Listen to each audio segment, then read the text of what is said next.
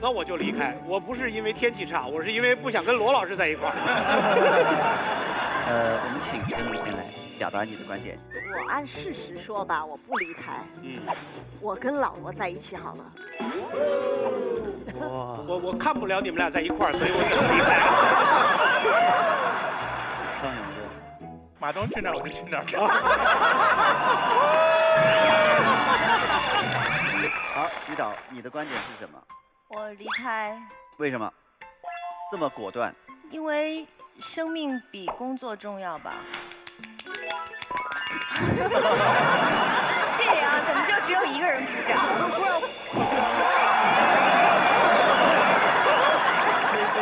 菲菲的嗨点跟大家不太一样。以你的观点来讲，就是如果不离开那个城市，是因为我现在没有离开，因为我父母在，他们不愿意离开，那我就父母比生命重要。菲菲，你这会儿怎么不鼓掌啊？啊，这是那边的，你的嗨他可能心里面在困惑说，那父母的生命到底重不重要？父母因为朋友都在，所以不离开。所以徐静蕾离不离开一个城市是由父母的朋友决定的。对。好了，那我们请两位导师下凡。欢迎马老师。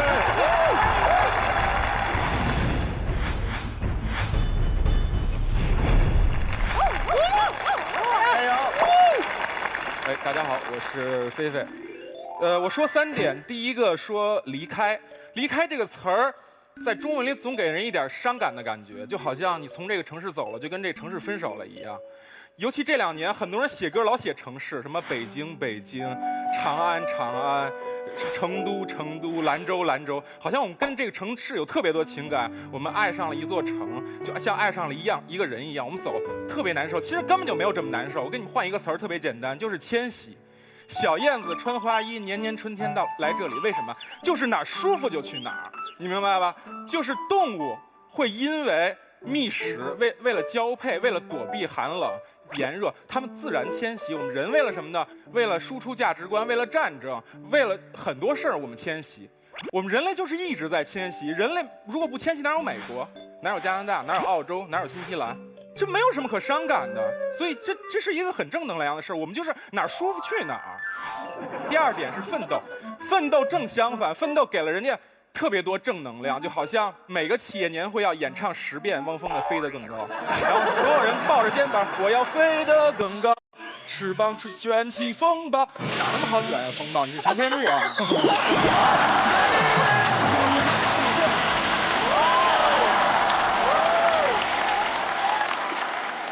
我们都是一个小人物，我们老是觉得奋斗就好像能成功，就像我走路就能到一样，其实这完全就不一样。我给大家举几个例子，现在说奇葩说是最火的网综，你们就看到了成功的，你们知道有多少网综网剧烂尾了，有多少拉不到投资。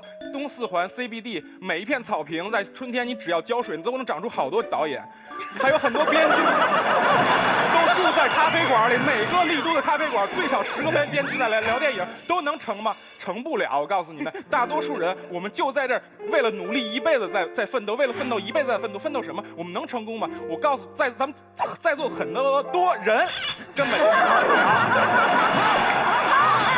那我们在这干嘛呢？我们就是迷失在了对欲望的执着中。那什么是切切实实关系到我们每个人的呢？就是健康。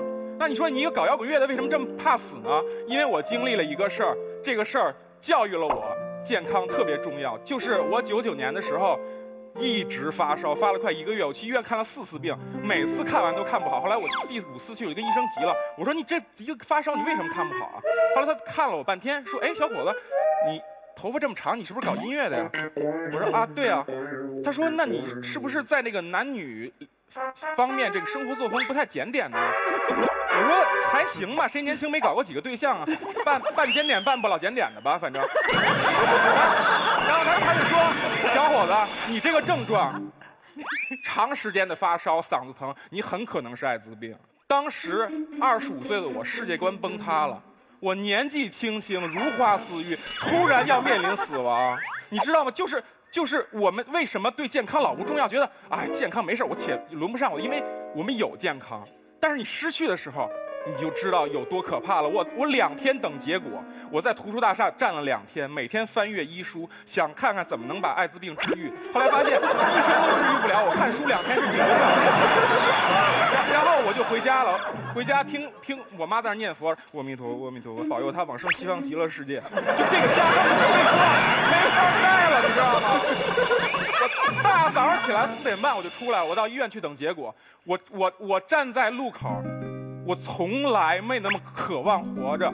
我看着路上的人，我看到小两口卖包子，我觉得他们太幸福了。他们说笑笑，大早上起来卖包子，自力更生，他们多幸福啊！我看到开公共汽车的，我觉得他好幸福啊！他1年4季路过这条街，看着风，看着雪，看着下雨。其实我是羡慕他们，不是，是因为我以为我没有了健康。我羡慕的是健康。我们为什么奋斗？不是说我这辈子我不当科长我活不了，而是我想要幸福。幸福的前提是我必须要健康。别跟小品里说的一样，人生最悲惨的就是人死了，钱没花了。哎，这不挺逗的吗？怎么？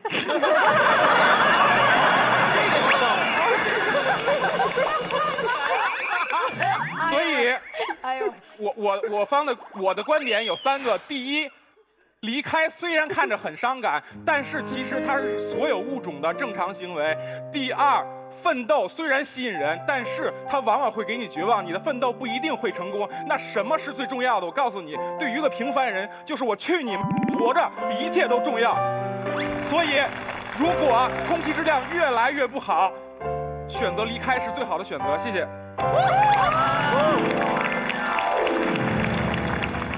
你母亲是一个豁达的人，同时你反思了你的半老不检点的生活吗？没有，谁年轻时候没搞过几个对象？这玩意儿你检点咋说呢？就搞一个对象叫检点。我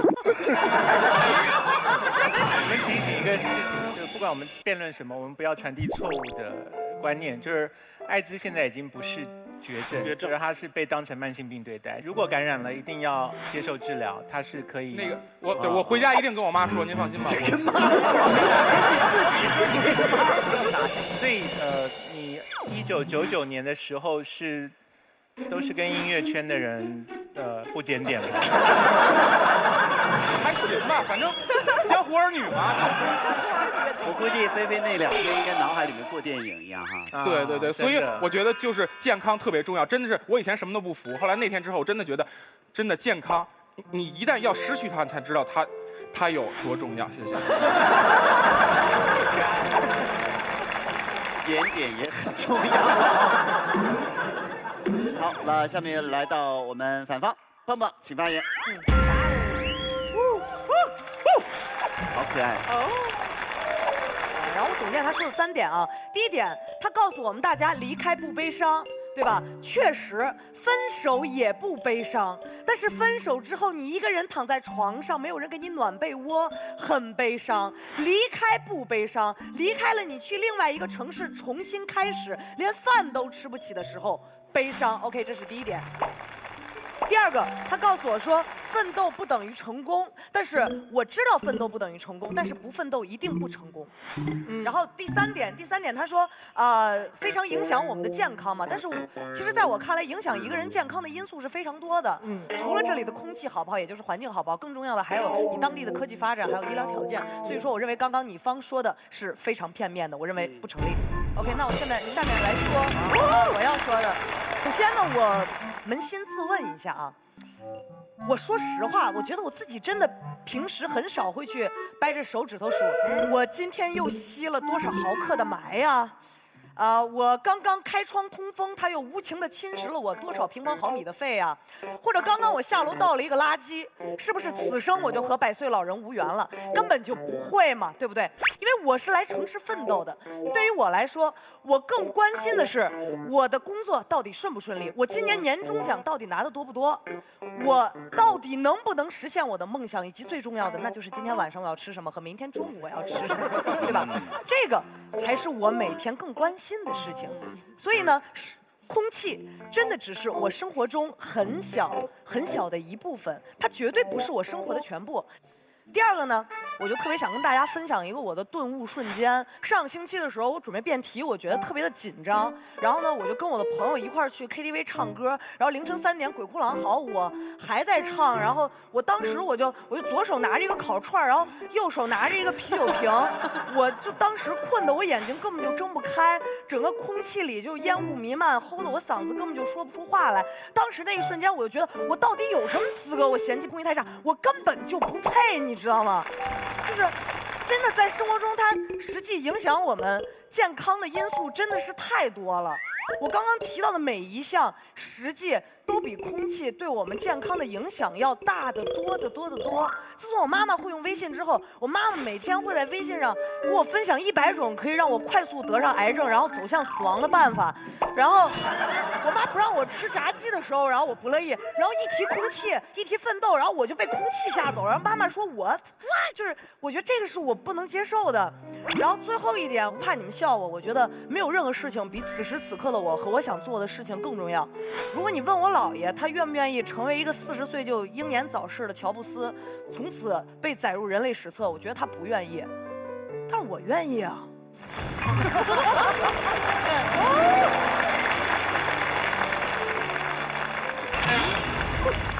好，要齐席，菲菲。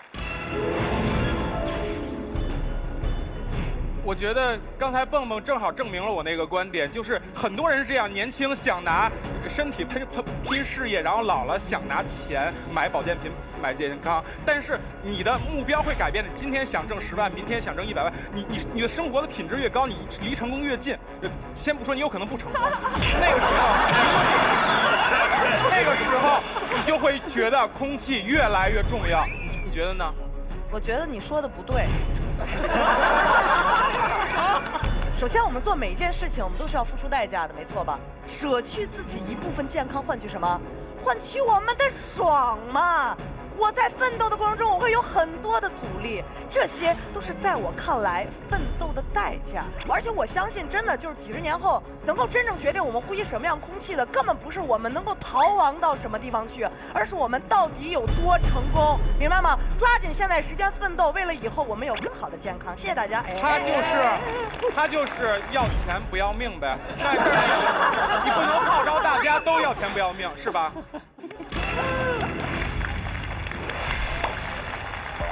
我们欢迎如今。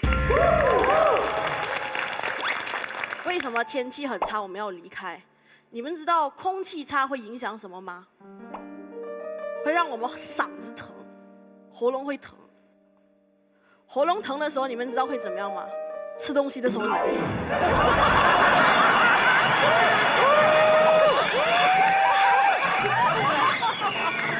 来，我们来认真聊一聊这个题目啊。刚才其实蹦蹦的整个核心思想是什么？就是郑老师说的那个，他觉得要钱要命的问题，他觉得钱比较重要，玩比较重要，命没有这么重要，是吗？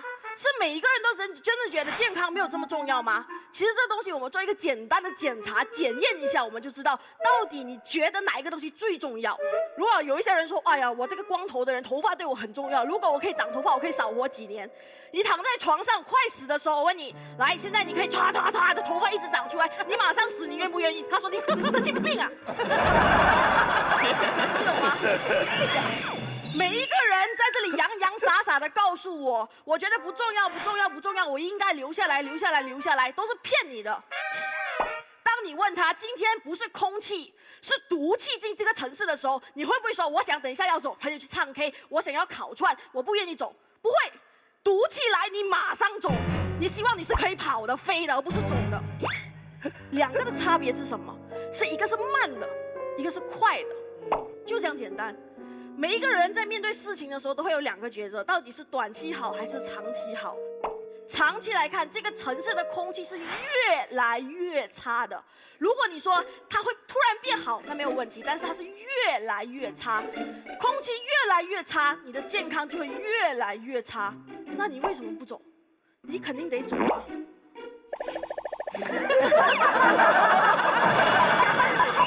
看早就看到，不要我们演干嘛？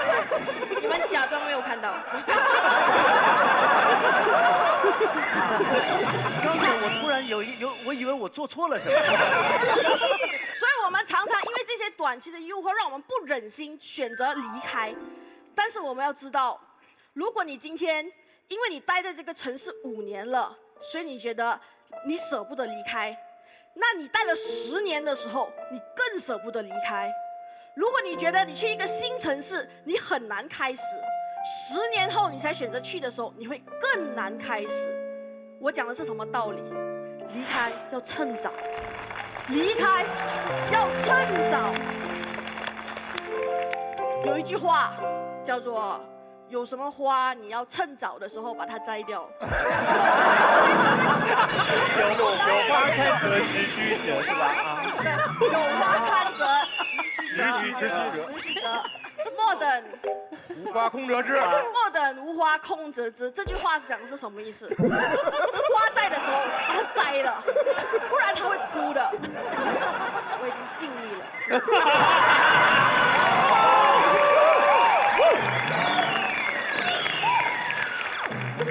我好佩服康永哥，他说有一个花，什么花要折，能想到那一句。我主要是搞不懂这个离开这个城市跟一个有花堪折直须折怎么连在一起。他的意思是有命逃跑，赶紧对，还有命的时候就赶紧走。好，那来香香。太国庆。其实大家有没有发现啊？臧鸿飞在给我们传输的一个观念是什么？年轻人要做的事情是什么？养生。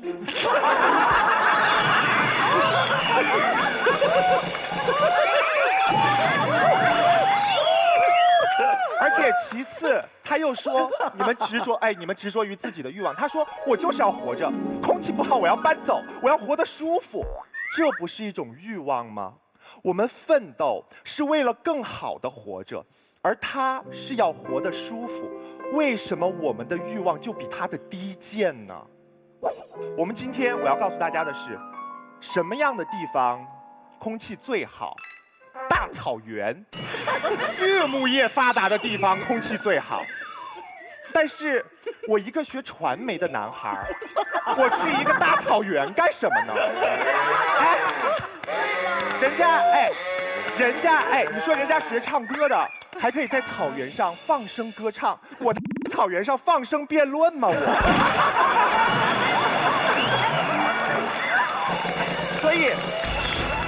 所以大家有没有发现，我们今天的题干是要不要离开你奋斗的城市？其实一开始啊，我们在选择定居城市的时候，我们其实心里就有数，这辈子我想过一个什么样的生活。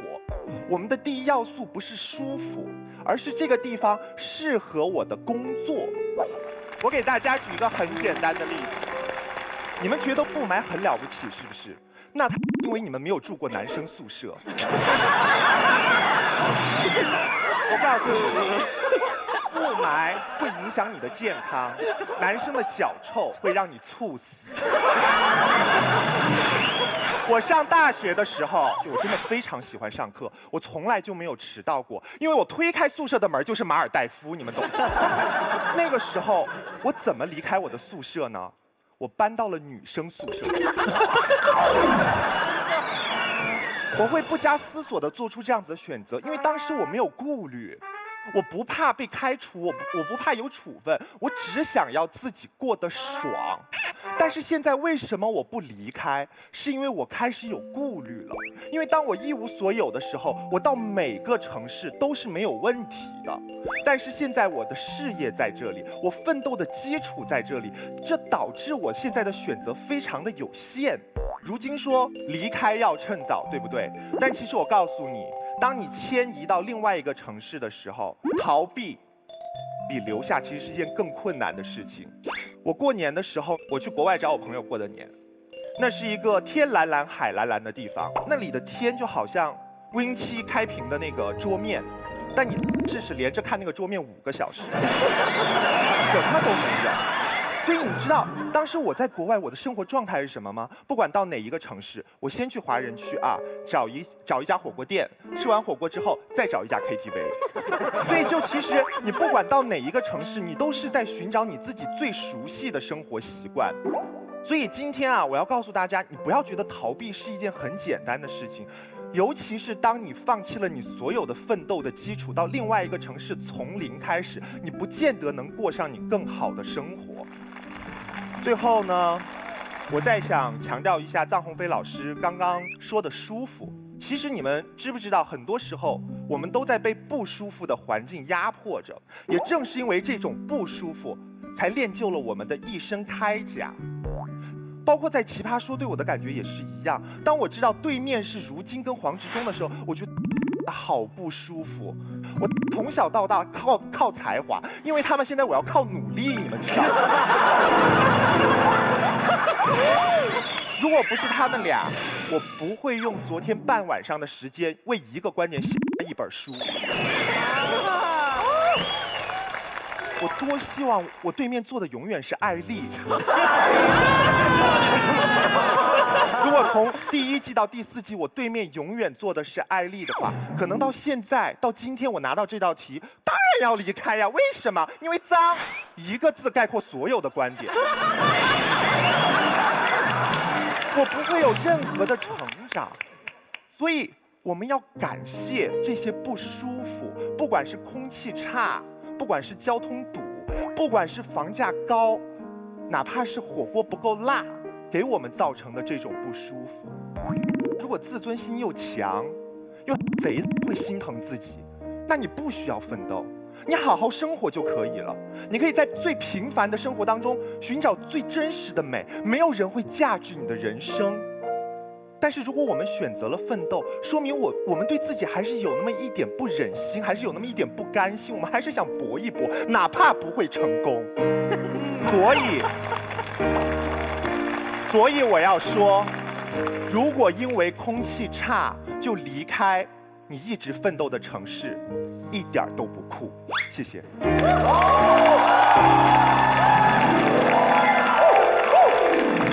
他一个晚上就写了一本书啊！你吃了一桶泡面。好，下面到执中。要钱还是要命？大城市还是大草原？这些对比看起来很戏剧性，对不对？可是其实我们也知道，它并不是真正的选项嘛。有雾霾的城市不是唯一有奋斗机会的城市，并不是要你牺牲你的奋斗机会啊，对不对？世界上有好多地方可以奋斗。你说那我到别的地方，我是不是要从零开始？你怎么可能是从零开始呢？你的每一个奋斗本来就是会有积累的嘛，对不对？你再想想看，你们什么样的人会在意空气的品质？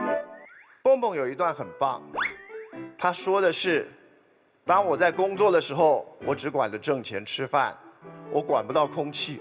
当我们的发展没有到达一定程度的时候，温饱是第一要件。先管有没有的吃，我管它山穷水尽。可是你发展到一定的程度之后，你不是只管吃饱，对不对？你会想吃好，在吃好了之后呢，我想吃得更安全。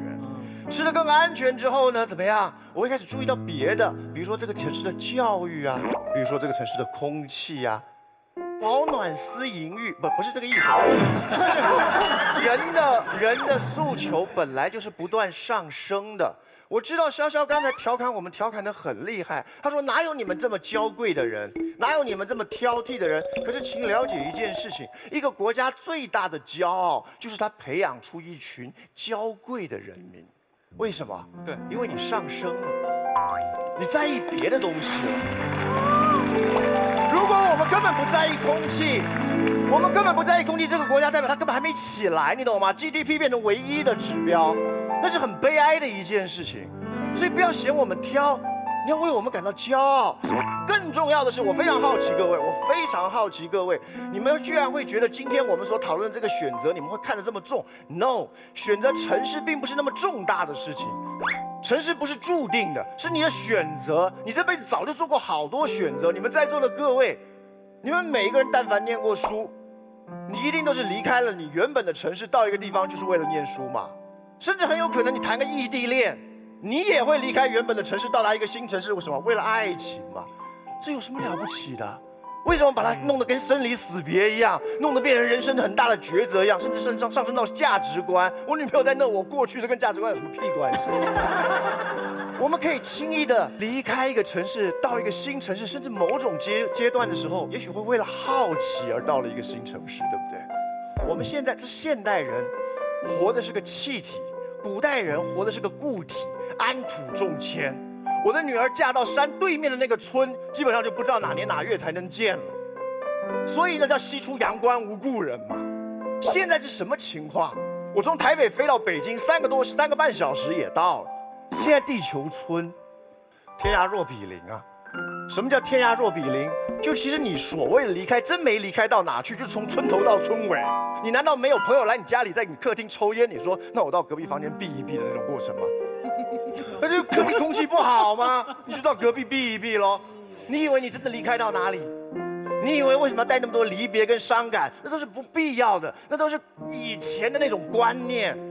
这些事情之所以我为什么我说如今想这个问题想那么久，是因为我们一直觉得这不是什么大事。你的奋斗哪里都可以发生。你是气体，你是气体，你有翅膀，你可以飞行。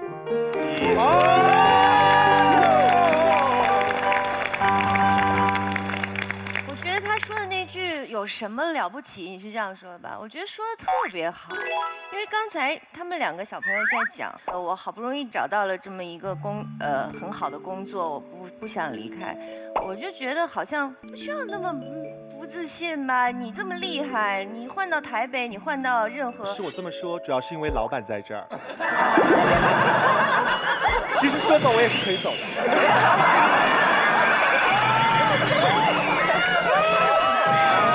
你现在出门打车就给我走。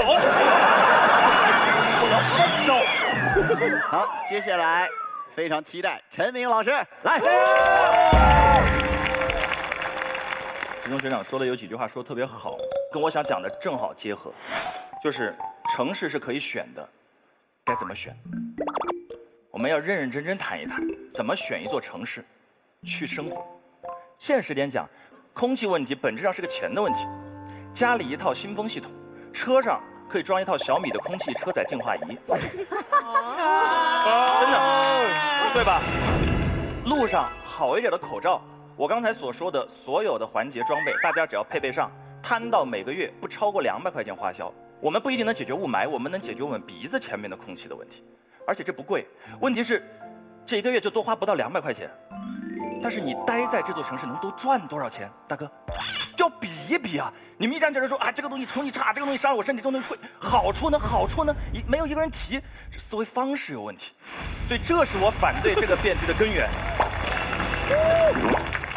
然后我要提植荣老师深深打动了我的一句话：一个国家的骄傲就是培养出或者说拥有一批在意自己空气的人民，太棒了。人民的骄傲呢？是当你做的城市空气差你就走，还是改变它？我要给大家分享一个我生活的顿悟瞬间，也很真实啊。我女儿2岁多，在家玩手机，姥姥姥爷爷爷奶奶，然后医生都会说，孩子远离电子产品，对眼睛伤害非常大。我当然知道，但是我内心很纠结。我作为一个父亲，我不知道我该怎么做。我是教传媒的，我很清楚的知道，未来的时代本质上是个信息时代。你不会用这些信息的基本载体，你这个时代就越来越远。那一瞬间，我想明白了一件事情，就是我们孩子这一代人生活在信息时代这一代人的有一个必然的代价，是视力会有影响。这件事情我就这么一想吧，我突然有点忧伤，因为我发现其实每一代人都有一个宿命中的代价，工业化大生产的必然代价就是这个过程。这个过程能不能解决，我不知道该怎么解决，但我知道我们有解决过。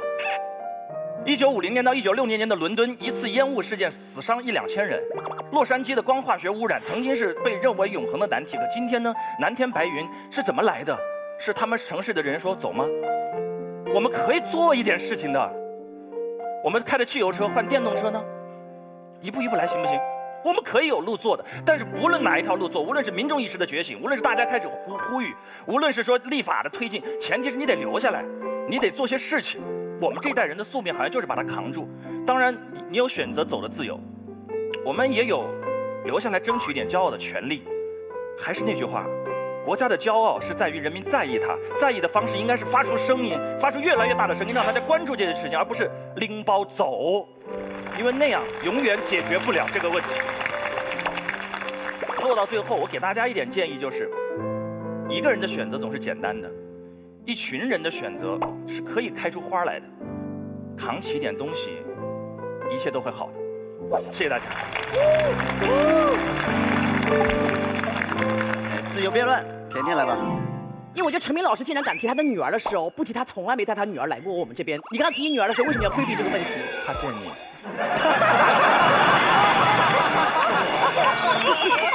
我觉得什么事我都能忍，是不是？我自己什么都没关系，他们说的事情我都能够接受。可是只要我的孩子碰到这样的问题，我就不能接受，因为孩子是没有选择权的。是不是只有父母离开他才能离开？他就算一个人叫嚣，妈妈关系太差了，我要走。我说不行，我要奋斗。我觉得这个我无法忍受。既然我们可以做选择的时候，为什么我帮我们的孩子做了选择？能稍回应一下吗？这个要回应。我们确实涉及到孩子生活地点的选择，空气是个要素，是第一要素吗？不是，是教育质量。孩子能吸到的空气是钱可以解决的，只要钱可以解决的问题，就不是什么太大的问题。但教育质量，由于聚集效应导致的教育质量。这才是真正的大问题。空气是一个指标，但什么是更重要的那一个？看腿最能说明问题。谢谢。来，贝贝，我惊了，真的。陈明老师作为一个父亲，居然把一个孩子未经人家同意带到这个世上之后，跟这个孩子说：“我觉得你的学习比你的健康更重要。”我惊了。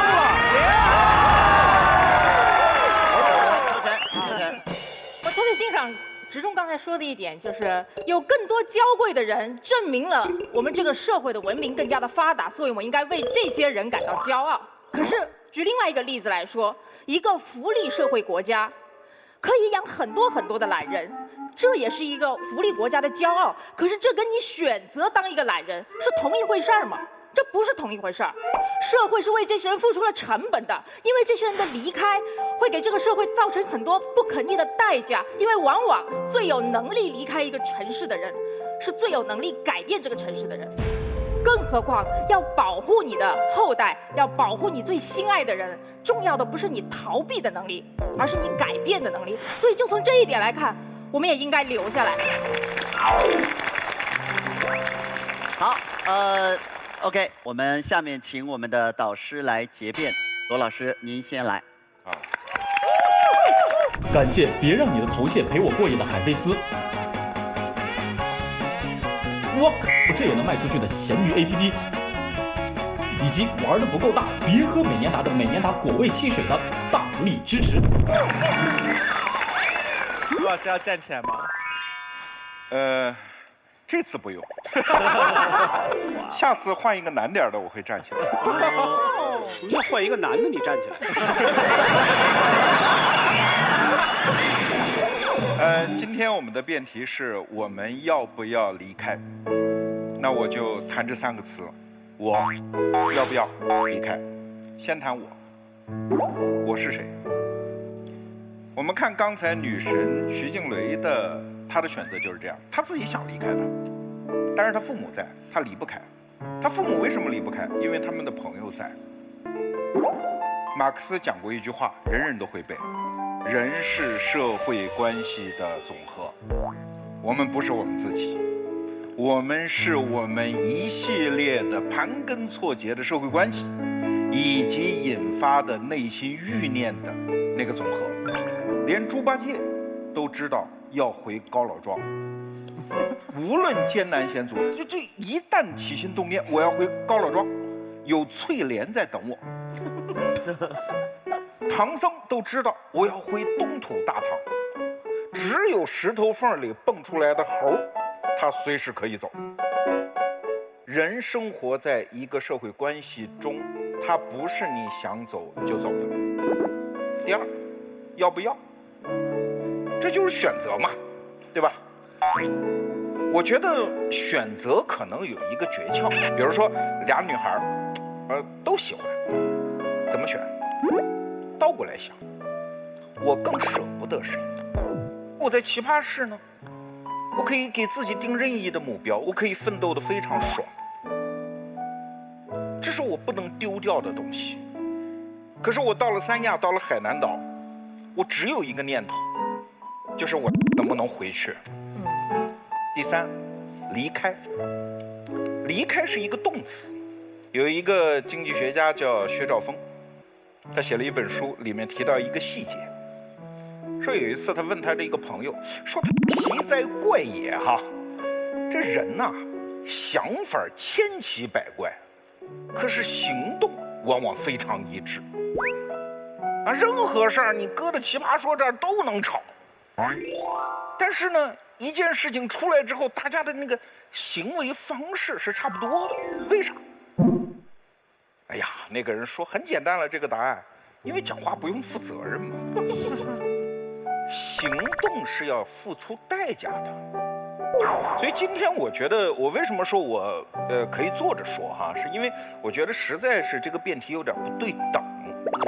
就对方用行动表达你们留在奇葩室，语言有什么力量？是的。所以我觉得成人世界的第一条天条原则就是选择并承担其代价。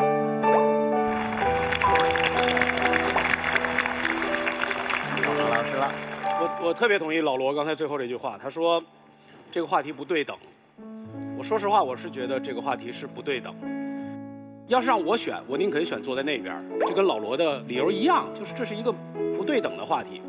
我想说说陈明，你提到了伦敦，伦敦是从1820几年开始，它进入工业化，就开始有空气问题。伦敦人奋斗了多少年？奋斗了100多年。1952年，他死了4000人。空气问题，伦敦解决了这个问题。怎么解决的？跟努力和奋斗没有太大的关系。他们发现了北海油田，北海油田是天然气田，导致整个英伦三岛可以用天然气，而不再用我们今天所说的这些煤炭作为燃烧物。在我们的历史上，另外一个严重污染过的城市是美国的底特律。这个地方现在不污染了，因为它破产了。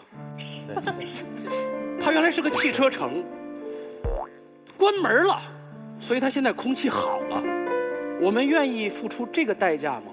刚才老罗说这个话题是关于我要不要离开，不是。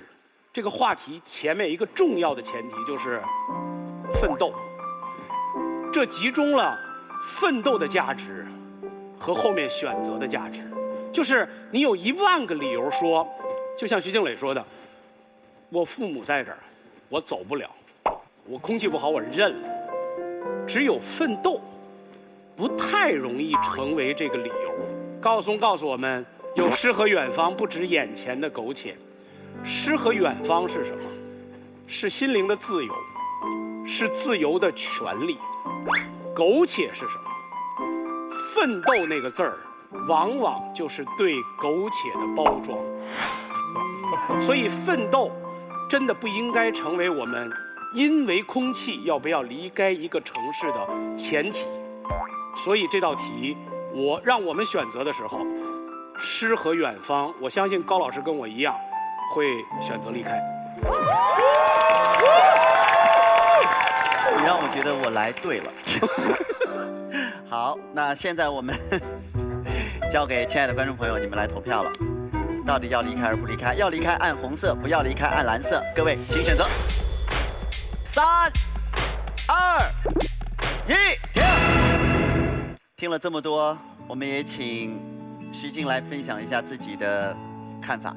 首先，这个问题是说是奋斗的城市，而不是我家乡的城市，所以我选择还是会离开奋斗的城市，因为事业嘛，尤其现在就刚才小朋友们也说，现在网络都很发达哈，实际上很多你的工作其实到任何地方都可以做，其实最终取决于你自己想要什么样的生活，什么对你来说是心安的。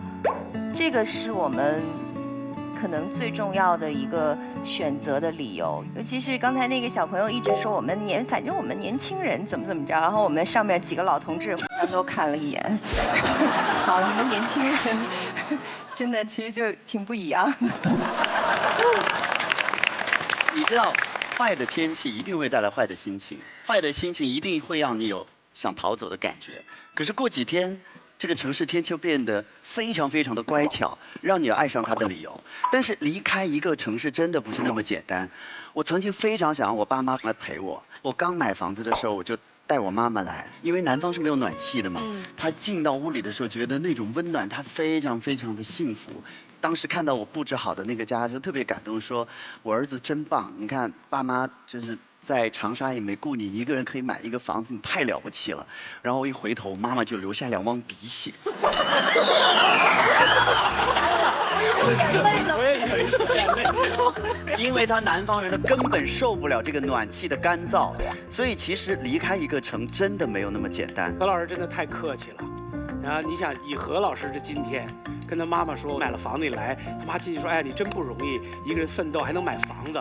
何老师说，这栋楼都是我的。倒没有那么夸张，但我隐去了一个事实，那是10年前发生的故事。好了，我重点的意思是，不管你逃去哪里。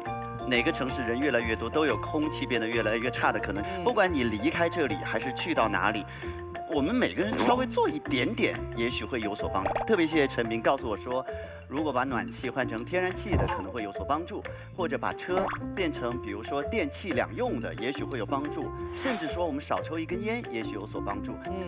我们通过这期节目，也许我们每个人在小本本上记一下，我们稍微做一点儿，看看有没有好转，好不好？谢谢大家。我去，这也能卖出去！闲鱼 APP， 玩的不够大，别喝美年达的美年达果味汽水。用吃嗨了、喝嗨了，不如看嗨了的爱奇艺 VIP 看我们的节目视频，谢谢。好，我们来看最终的结果。由纯真3牛奶酪提供的纯真奖学金10万，谢谢。好，请坐。接下来是关于我们脏辫儿内斗的结果了，到底是我们菲菲还是我们蹦蹦获胜了呢？我们邀请康永哥、请全林老师，还有我们的徐导来做出你们的选择。我这也能卖出去的闲鱼 APP， 以及玩的不够大，别喝美年达的美年达果味汽水的大力支持。罗老师，就咱们这个身材特别不适合把扣系上，敞开就出了东西。对，但是你系上，它也还是呼之欲出。好，少方先发言，所以是黄喜来，欢迎他。黄喜，马来西亚叛逆小子，必杀技一句话绕晕你。不给别人添麻烦不是美德，这是我的辩题。我举个例子，如今你早上睡醒的时候，你有呼吸吗？有。自己呼吸还是别人帮你人工呼吸？自己。没有添麻烦，美德。你早上怎么从酒店走来这里的？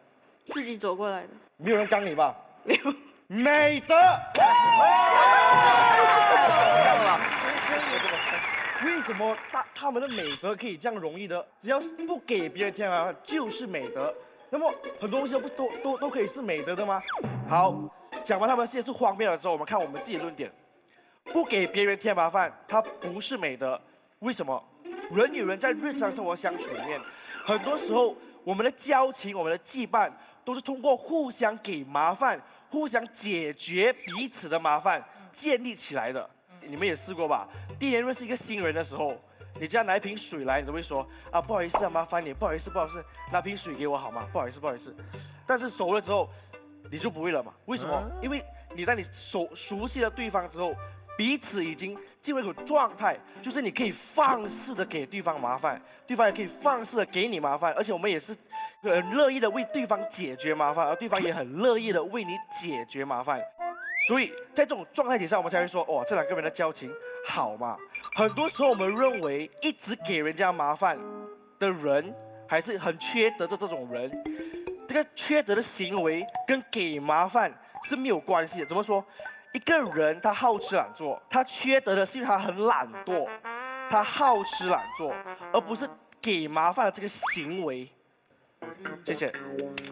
好，下面到正方来。看来黄喜太紧张，给队伍添了麻烦。其实黄喜刚才告诉我们什么？他想说，其实世界上很多东西我们都不需要给别人添麻烦的。你早上起来吸一口空气，你有给人添麻烦吗？没有。你走过来，你有给别人添麻烦吗？没有。我们是自己走过来，不是别人扛过来的。所以他认为，如果所有的事情这样子做了都叫美德，这个美德没有味道。他讲的是这个。哇！但是美德是什么？美德这种东西，它其实不是一个专有名词，它只是一个形容词。这个形容词主要形容的就是一件好事，好事可以大可以小。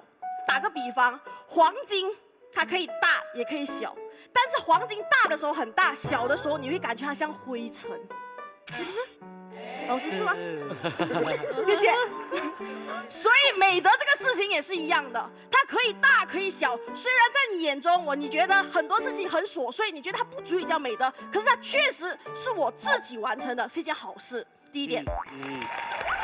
第二点，黄喜还告诉我们，维系感情的时候，往往都是你给一点麻烦我，我给一点麻烦你，你叫我递一杯水，我给你递一杯水，这样子把感情联系起来的。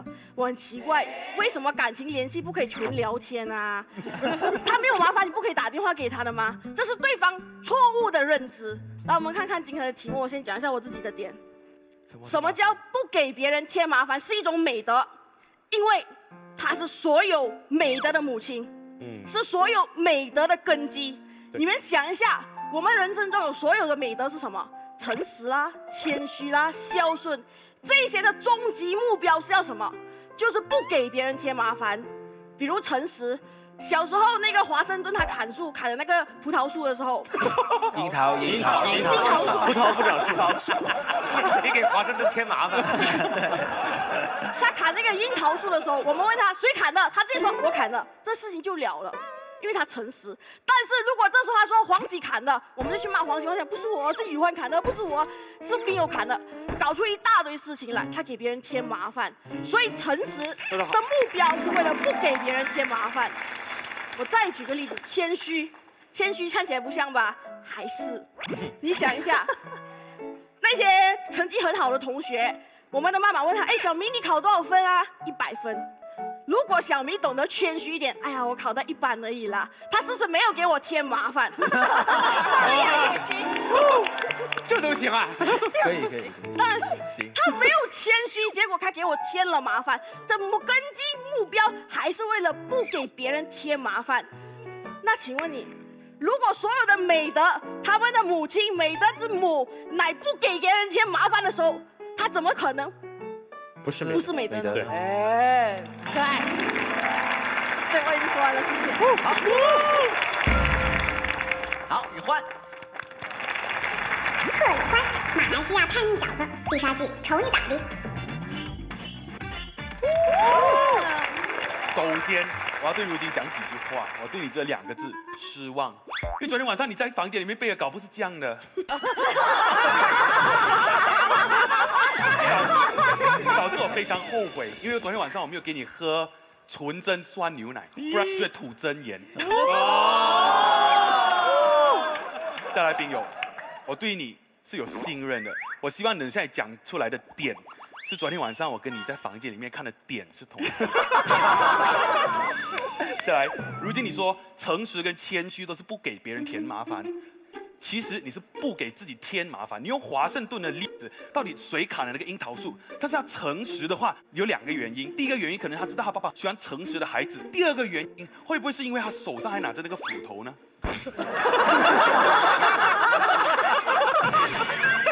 所以你只是不为自己添麻烦，你没有不给别人添麻烦。OK， 那进入我方的论点。从小到大，我们都常听到长辈跟我们说什么？你只要把自己的事情做好，不要给别人添麻烦就可以了。可是现在这个时代呢，你和我分工再怎么细，它都会出现一个灰色地带。那个灰色地带产生出来的事情，总是需要有人来解决的。我打个比方，在我工作的这个律师事务所呢，我们是专门负责家庭法的。但是前几天我们就接到了这样的一个案子，这个老婆呢就要跟这个老公离婚，这个老公呢还把老婆公司里面的钱全部偷走了。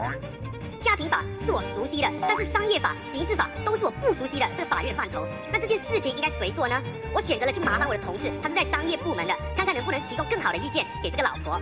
我们谈社会分工制，不是天然就设计成只要你完成你的部分，我完成我的部分，那整个事情就可以成型的。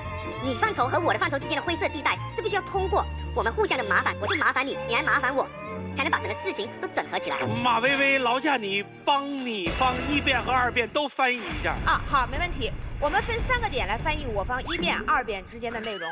我们第1辩呢，它讲的其实非常简单，就是社会实际上是人情构成的社会，而人情的诞生源于我们不分彼此才有了情。所以你给我添添麻烦，我给你添添麻烦，我们才能成为麻烦和谐的一家人。紧接着第2个论点，由于社会分工越来越细化，很多人会感觉说我权责分明了，我就可以很开心的活在这个世界上了。但实际上，权责无论多么分明，人际关系、合作、工作之中都会出现灰色地带。比如说他刚才举的婚姻法、商法、公司法之间的例子，每一个律师都会服从不同的专业领域，共同处理一个案子的时候，是不是有的时候你要添麻烦问我，我要添麻烦问你？如果每一块都按照分工和奖金来算的话，我们就会一直在吵分工，从而导致整个案子不能得到归纳。好，我们再紧接着看你的第3个论点到底是啥？给我看一眼。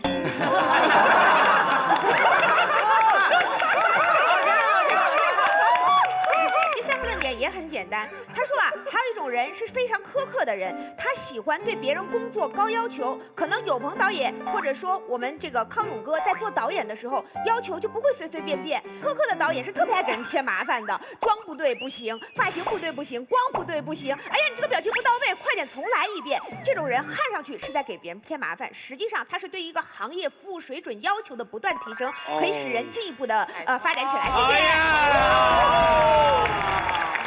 好，下面了，来，好，我来直接回答把薇薇姐的问题啊。刚才我们说了很多灰色地带，有很多活是分不清的，那我自己干就行了，你干嘛把活推给别人呢？对不对？朋友之间互相添麻烦，好，但问题是解决别人的麻烦是美德，是我帮他解决了这个问题，这是美德。我们把主动方给搞反了。好，那么再说一下刚才说的关于灰色地带的问题啊。其实人类不断的进步史就是灰色地带变得越来越狭窄的历史。我们就是在进行分工明确，不同人干不同的活，不要互相添麻烦。我是个农民，我种好地；你是个面包商，你做好你的面包，我们互相交换，社会不断进步。但如果我今天地没种好，我说来，你帮个手，帮我种下地；明天你面包没好，来，我帮你做下面包啊。那谁都进步不了，所以我们人类的进步史就是一个慢慢的不给别人添麻烦的史。回答完了。好，那现在说一下我的自己的观点，我特别想从美德这2个字深入分析一下。各位朋友，我们成年人之间互相讲话，会说美德吗？说你要做这件事儿，因为这件事儿是一种美德。你以为你是陈明啊，对吧？或者我真的是互相损，这是到同一方也到所以我们成年人之间其实做事不会谈美德。一说到美德呢，我们一般是给孩子讲啊，就是将来如果你有孩子，您会不会跟您的孩子讲说，哎，不要给别人添麻烦是一种美德呢？我觉得我会。不添麻烦不仅仅说所有事要自力更生，而是我在问别人的时候，我会想一下对方的感受，而不是一切以我为中心。有人想鼓掌就鼓吧，我刚才好像听见了。好，谢谢。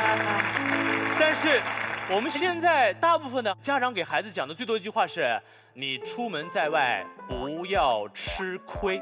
为啥我们现在熊孩子那么多？要找那种熊孩子，对吧？压根不在乎你感受，你出去。然后呢，你想在飞机上稍微休息一下，大吵大闹，然后你去公共场合，小孩到处随地大小便。最气人的是，每次我特别想管，你猜家长说啥？家长说不要压抑孩子的天性啊！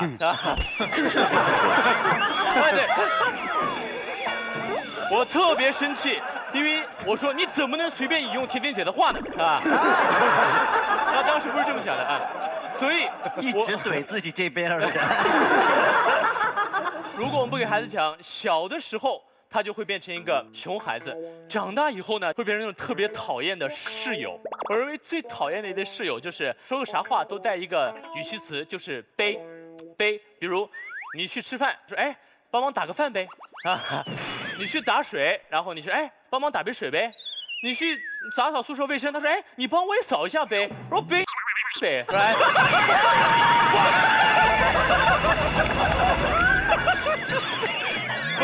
不是，这个成语你是在哪儿学的？所以大家很烦这种人，对不对？就是他总觉得好像给别人添麻烦不是件啥事儿，特别讨厌。将来我有孩子了，我会说，孩子，一个人一生啊，其实就是解决麻烦的过程。你能力足够大，你就去解决天下所有的麻烦；你能力不够大，你先解决你自己家里的麻烦。但你能力再差，你起码做到一点，不要给别人添麻烦，因为记住，不添麻烦是一种美德。谢谢。非常好。来问一下，这边有没有人想骑他的？之后试试。好了，那来马薇薇。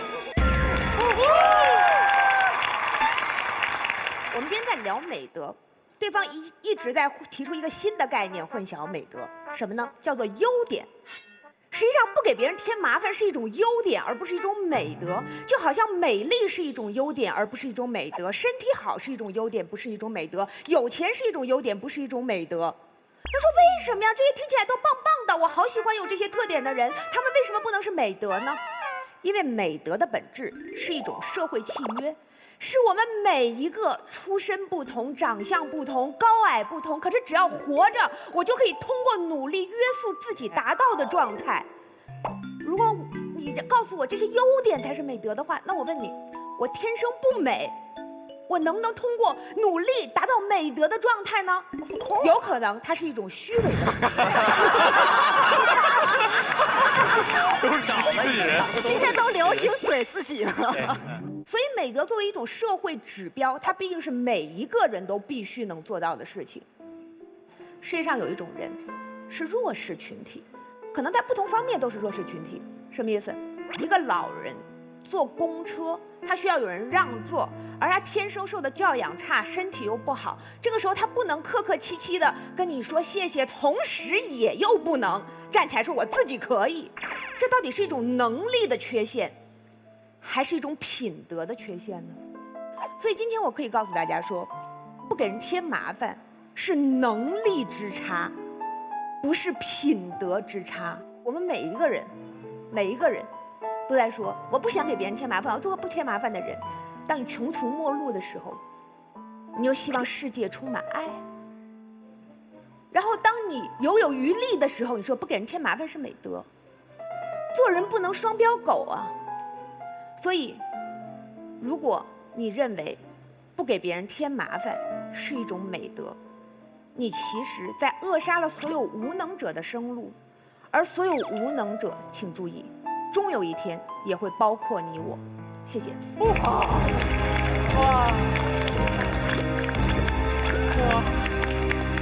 可以七夕吗？可以。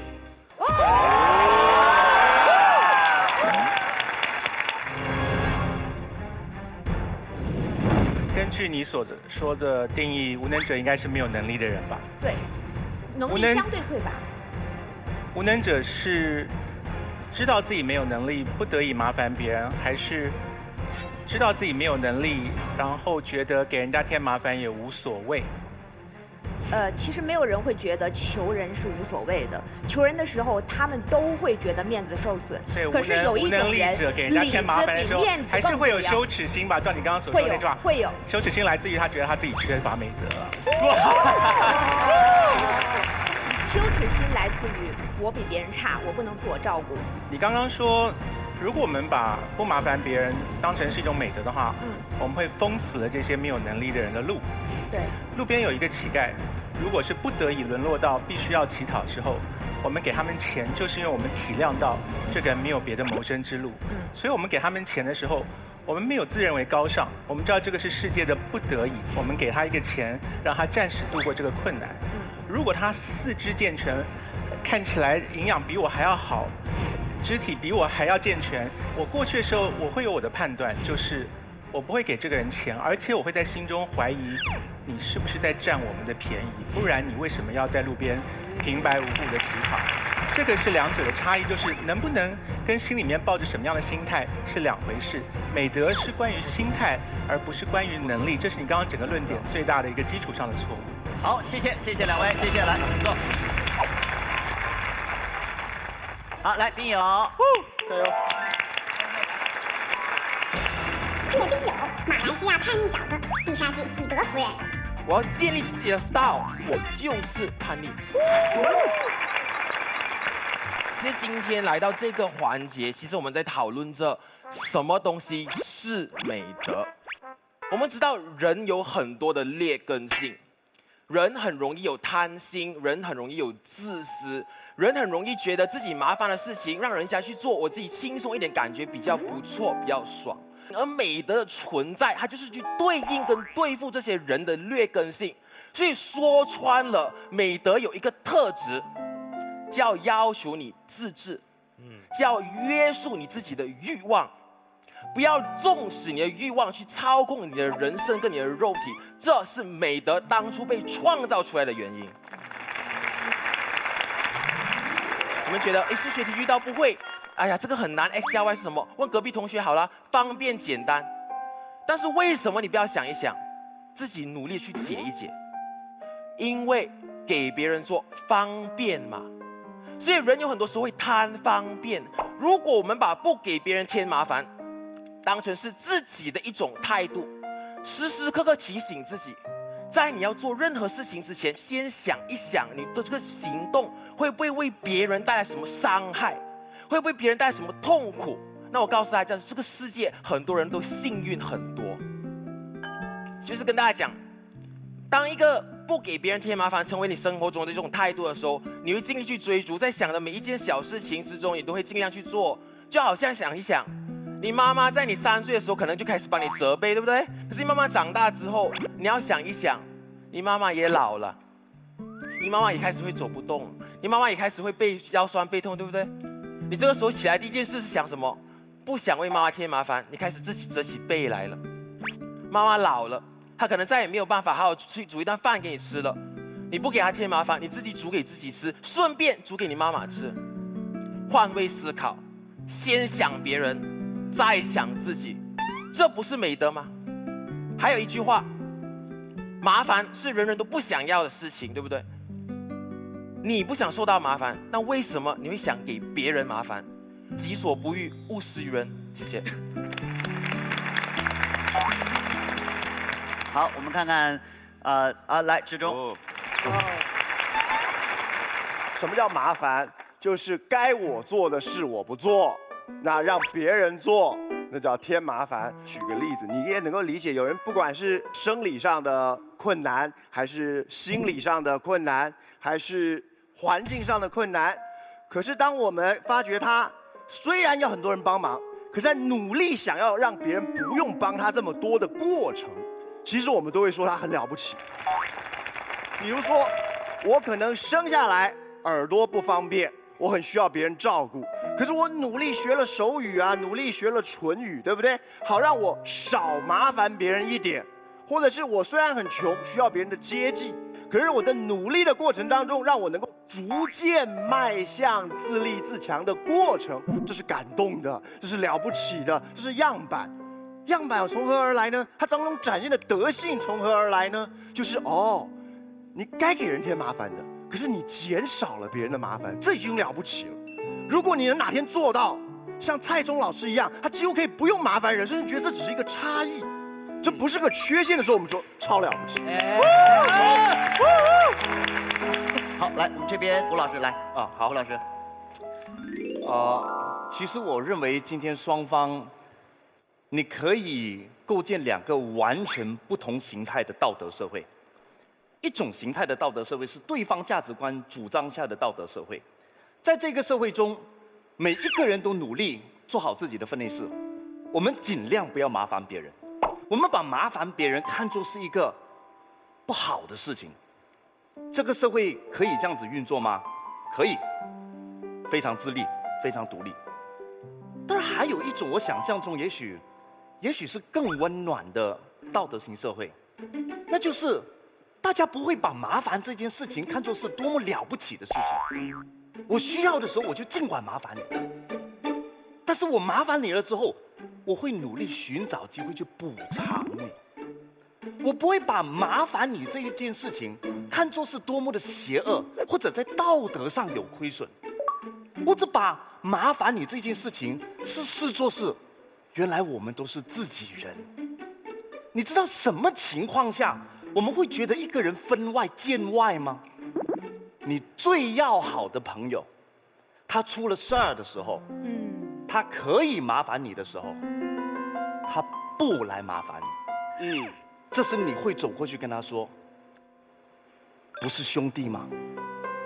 我觉得两种社会形态都 OK， 都挺好。不过我觉得后者也许会让我们活得比较温暖一些吧。好，我们可以说话吗？当然呀。因为这康永国说完了，我们就没话可说了。那个，来吧。其实我觉得刚才建彪说的特别对，我们举两个典型社会，日本人的社会和中。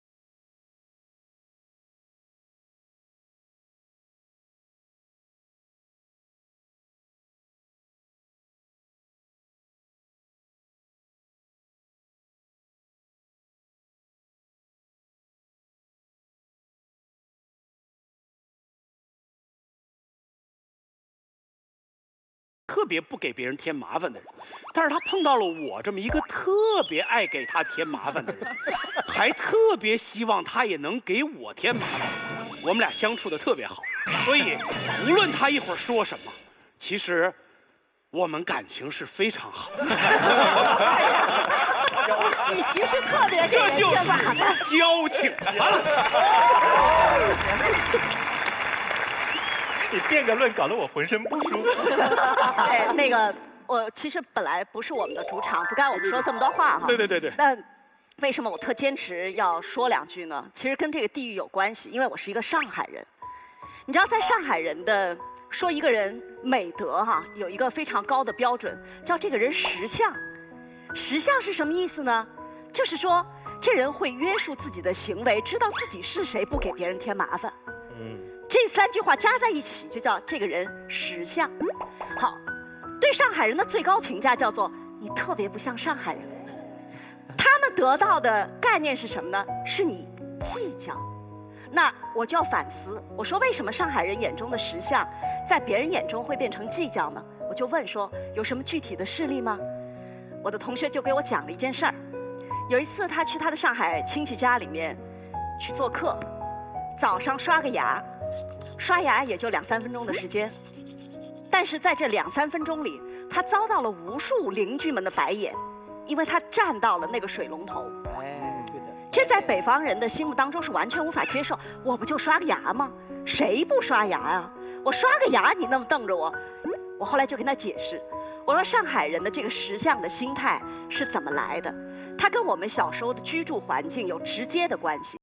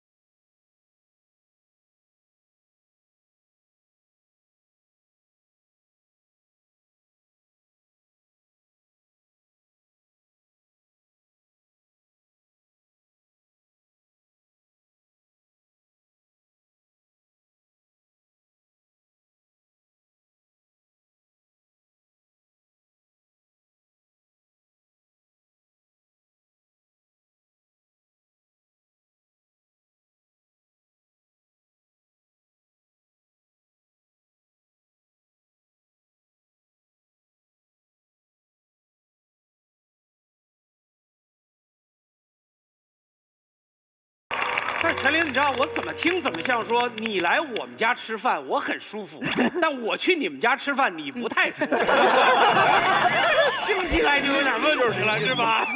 我们俩的边界是我去你们家吃饭，我要先想想你舒不舒服。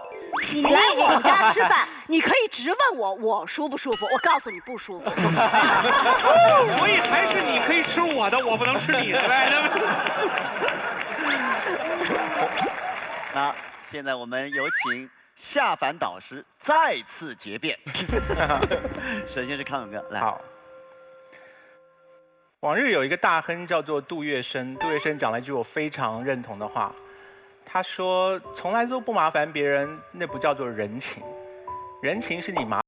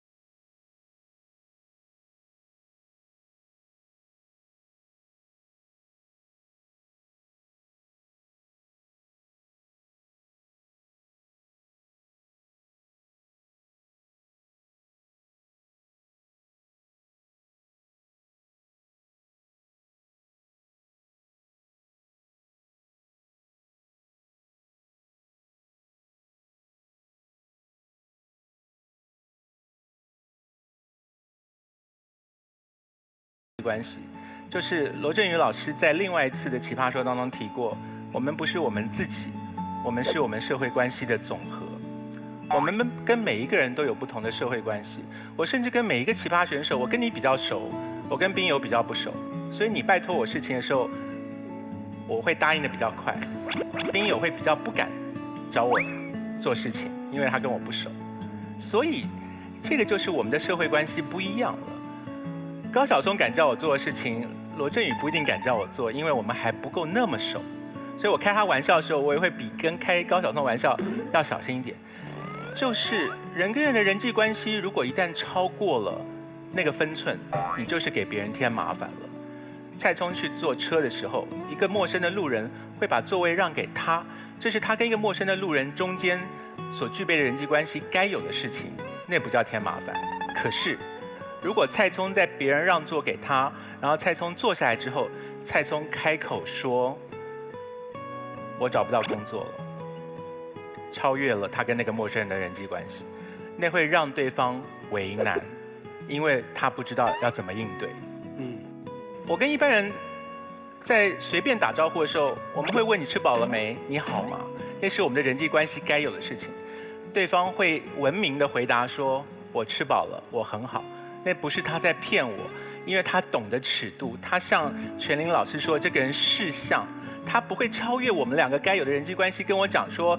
康永，我没有吃饱，因为我得了胃癌。然后我怎么办？就是我作为一个人类，我不能够说哦，那保重，然后我就走掉。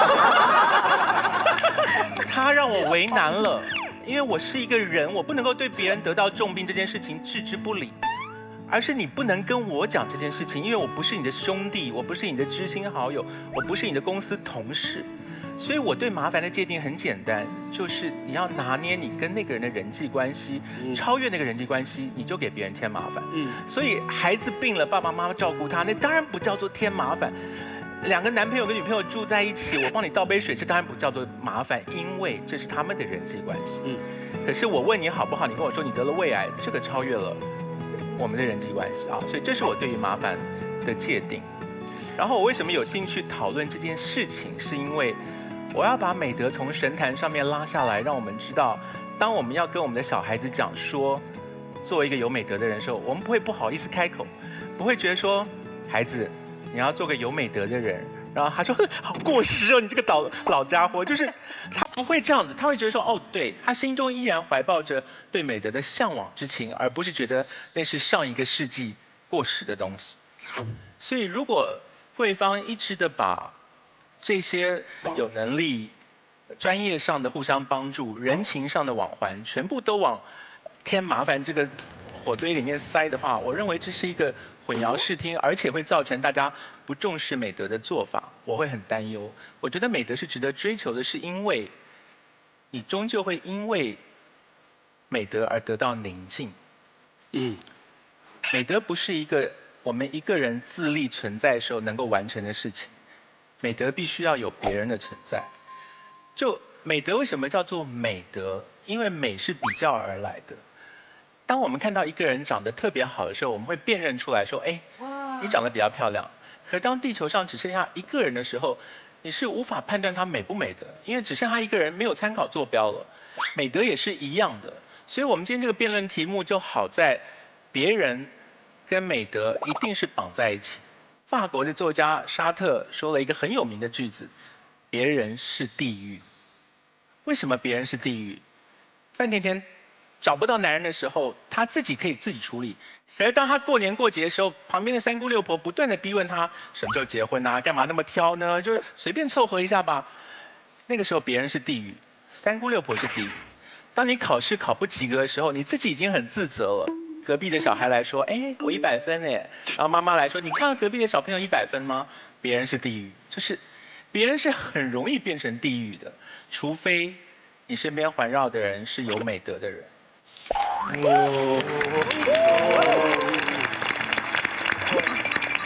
我很在乎这个辩题，就是刚才马东讲的很好的一件事情是，你即使是在公众场合喧哗，你都不是故意的。可是因为你没有把别人放在心里，你给别人添了麻烦。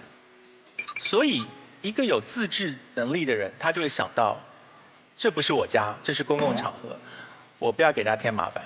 所以你如果坐电梯的时候，你明明只要去16楼，可是你把从2楼到15楼全部都按了，你就是给电梯里面所有的人都添麻烦，因为他们每一层楼都要停。所以给人家添麻烦，可能来自于无知，可能来自于没有教养，可是一切的根源通通在于他没有把别人放在心上，他觉得美德不重要，他觉得美德的责任是别的人的责任，而不是他自己的责任。他觉得有能力的人才要烦心这件事，无能力的人生活着就好了。我觉得这是敷衍了事的做法，我觉得这只会造成一个更多人自私自利的状况。所以我今天很愿意，我不在乎胜负，我只是很愿意在这边跟大家呼唤一下，我们这些只顾着书畅不畅销的人很丢脸，我们没有勇气写一本关于美德的书。可是如果我们心中还怀着一丝对于美德的向往，我们将来死掉的时候，我们心里会比较宁静。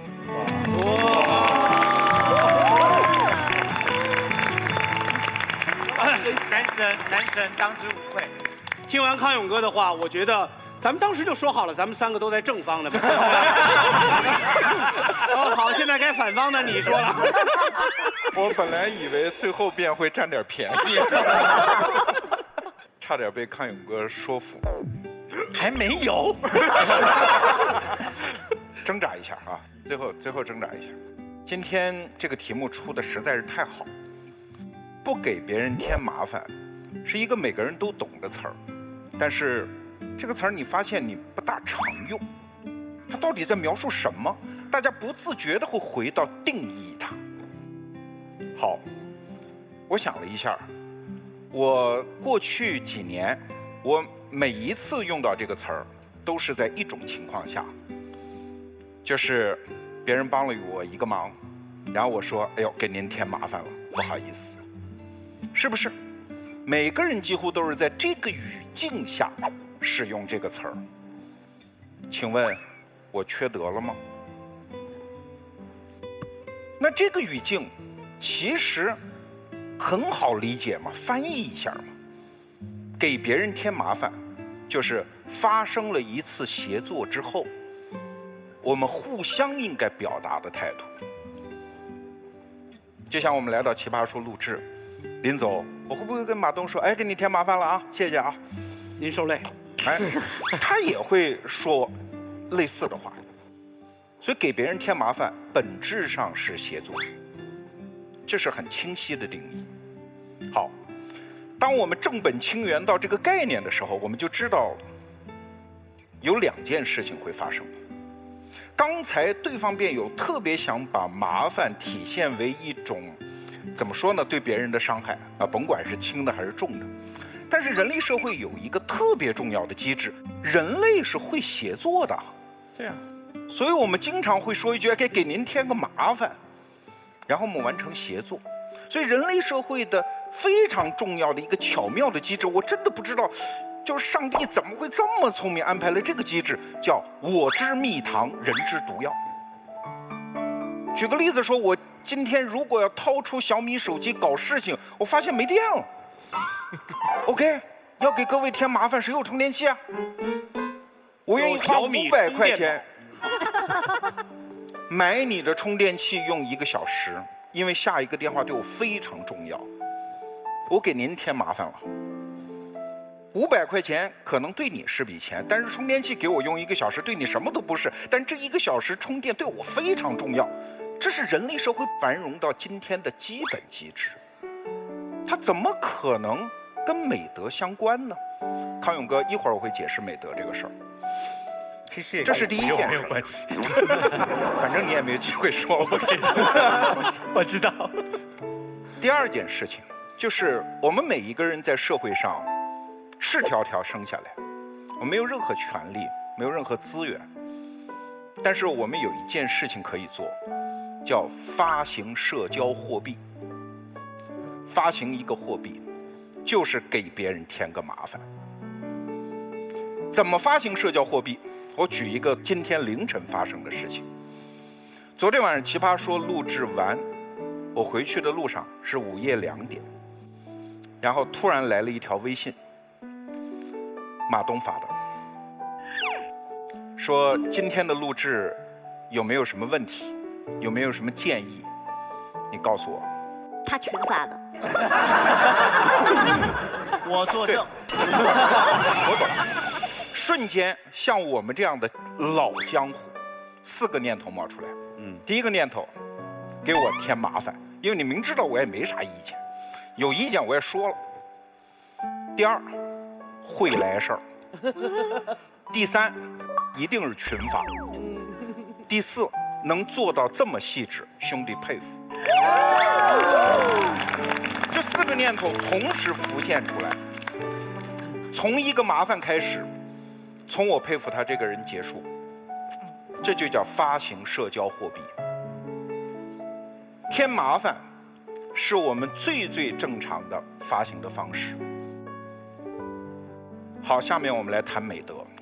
我也希望我有一天能写一本关于美德的书，但是我觉得往美德的那个长长的名单里添加一样新东西，还是要小心。美德这张名单已经很长了，善良，包括全玲讲的对自我的克制，包括勤奋等等。谁在美德的名单当中，任何民族、任何文化曾经有过一条叫不给别人添麻烦呢？所以，如果今天我们现场真的一会儿大家要投票，把这一条添进去的话，我觉得要小心，因为有可能它不符合人类的基本智慧方式。我知道中国的一代中学生都是在考场上被训练出来的，他们进入工作单位之后，因为我也是一公司的老板，我知道他们最大的缺陷是，他们有强烈的考场思维。他们觉得领导给他的一切任务都在考他，拿出成绩单，然后你得表扬我，你得激励我，这是一个闭环。他忘了一件事情，从考场到单位之后，最大的一个变化是，任何考试题、任何考试，你都可以去抄啊。就这一个变化，这个变化叫什么？叫求助，叫协作。如果有人给马东出了一道题，请做一档叫《奇葩说》的节目，他一个人不给任何人添麻烦，然后玩他一人，那就是中国绝大部分学生在毕业之后进入单位的基本思维方式。但是马东学会的是什么？无论何炅愿意不愿意，我进入他的厕所叫三顾茅厕。对他，甚至我觉得要比他刚才讲的什么你到我家吃饭，我觉得很舒服。不，你就不舒服。你就是不愿意来，你躲到厕所里，我追进去，我给你添麻烦，最后我成功的说服你了 ，OK， 最后皆大欢喜，这叫发行社交货币，这叫一切都可以打小抄，这是真实的社会。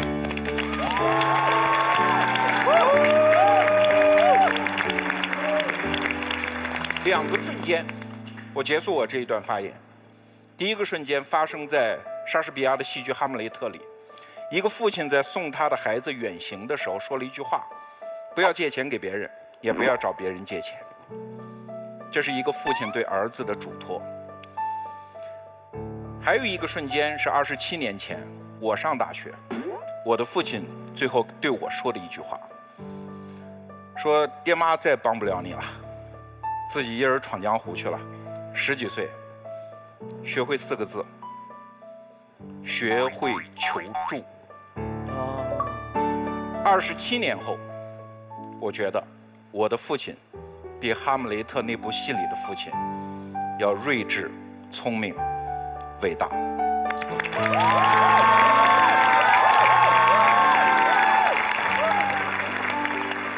所以你看，咱们这个立场是对的。